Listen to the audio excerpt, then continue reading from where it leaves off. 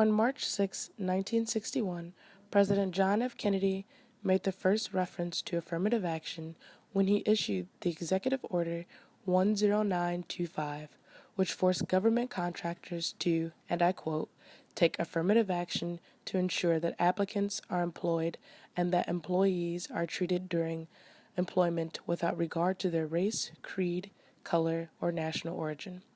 The order also created the Committee on Equal Employment Opportunity, headed by Lyndon B. Johnson. The committee is a federal law enforcement agency that enforces laws against discrimination in the workplace. Adoption of the policy increased in 1963 when the focus of civil rights was heightened and peaked by the passing of the Civil Rights Act in 1964.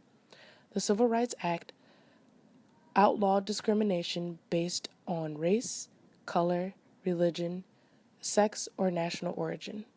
The act was ended in racial segregation in schools, the workplace, and public facilities. The act was officially signed into law by President Lyndon B. Johnson on July 2, 1964. On June 4, 1965, President Lyndon B. Johnson gave a speech that defined affirmative action to the graduating class at Howard University in Washington, D.C. The speech explained the underlying concepts of affirmative action while also stating that the policy is not enough to end discrimination. But freedom is not enough. You do not wipe away the scars of centuries by saying now, you are free to go where you want and do as you desire and choose the leaders you please.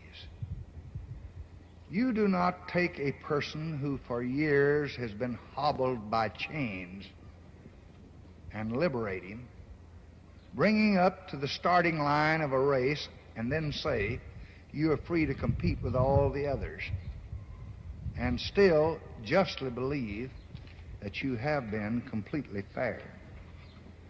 Thus, it is not enough just to open the gates of opportunity. All our citizens must have the ability to walk through those gates. On September 24, 1965, Executive Order 11246 was issued by President Lyndon B. Johnson. The order was first enforcement of affirmative action. It repeated the explanation given in the order issued by John F. Kennedy and established requirements of non-discriminatory practices of U.S. government contractors in regards to hiring and employment. The order also required the contractors to document their efforts to meet the measures of equality. On October 13, 1967, the order was amended to include gender equality. On June 28, 1978, the Supreme Court took on a landmark case of Regents of the University of California versus Bakke, which ensured that the rights of the majority would not be hindered by affirmative action. Court cases challenging the policy continued throughout the 80s and 90s. The case of Fullalove versus Kolsnick upheld federal law requiring 15% of public works funds to be set aside for minority contracting.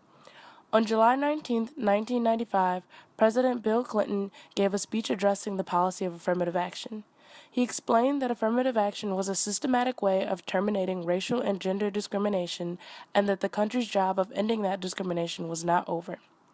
In 1996, the case of Hopwood versus University of Texas Law School was the first successful legal challenge of the use of affirmative action in higher education. Bans were then placed on affirmative action in higher education in California in 1997, Washington State in 1998, and Florida in 2000.